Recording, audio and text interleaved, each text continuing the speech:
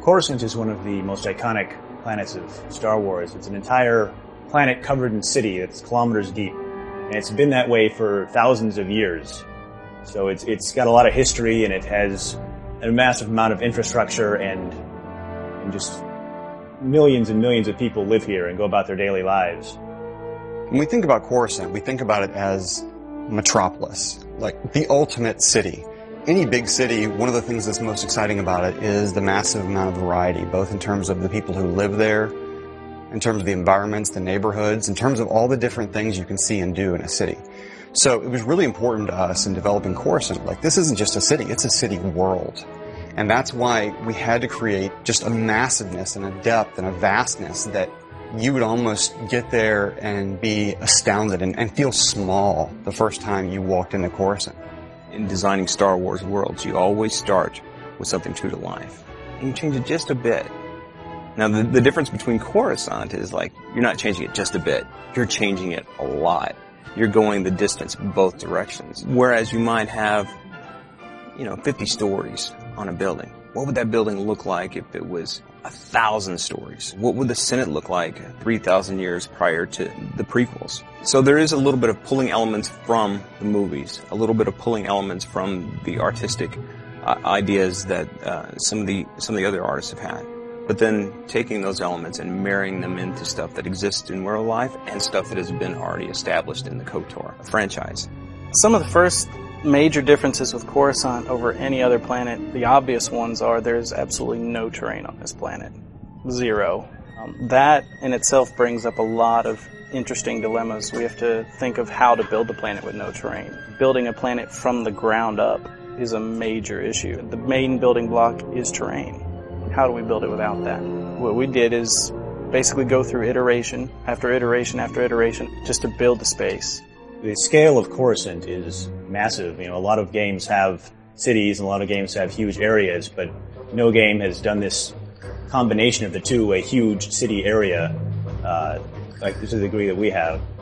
In designing Coruscant, there was a little bit of story involvement in that the Sith have recently returned from deep space and have sacked Coruscant.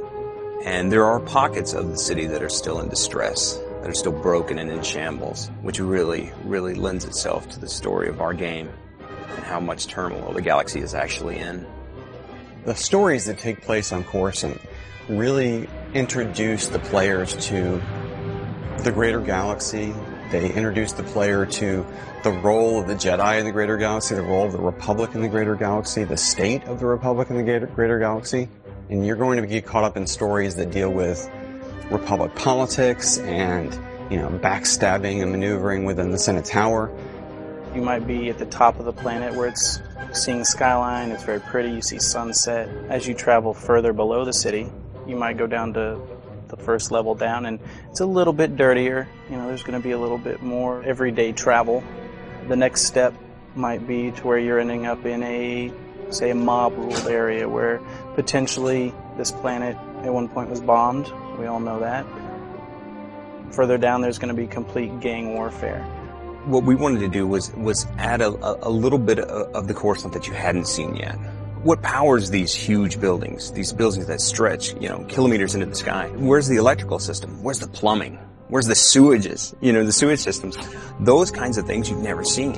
What lies down in the basements? What does a parking garage look like in the Star Wars universe? Especially one for a building this, the size of the entire island of Manhattan.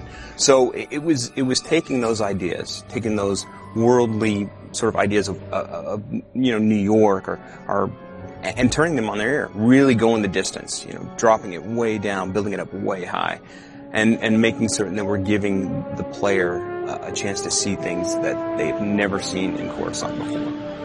Coruscant is the symbol of all the hope for democracy and civilization in the galaxy. And even though it's got its flaws and it's not perfect in a lot of ways, it's also got its beauty and its integrity in some ways. And there's people there who are trying to live a good life and do the right thing and want to see the galaxy be a safe and peaceful and happy place. So we really took a lot of care to make sure that players get to experience some of that at Corscant, get to experience what it is that makes the Republic special, makes it worth fighting for, makes it worth dying for.